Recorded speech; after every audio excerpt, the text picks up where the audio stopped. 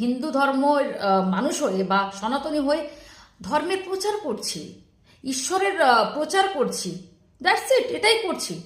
শিক্ষিত এতটা হওয়া উচিত না যেখান থেকে দাঁড়িয়ে আমার মনে হয় গুরুজনকে বা সৃষ্টিকর্তাকে, বাবা মাকে ভুলে যাওয়া, তাই না? একজন তো দেখলাম বাবা লাইভ টেলিকাস্টে মানে এই এখানে কোনো রকমের কৃষ্ণকালীর নাম নেবে না, জয় কৃষ্ণকালীর নাম নেবে না, এমন করছে যেন ঈশ্বরের নামটা অচ্ছুত। আমি বলেছি কারণ হচ্ছে এরা নাকি সমাজের প্রতিষ্ঠিত এবং ভদ্রলোক এবং শিক্ষিত, তাই না?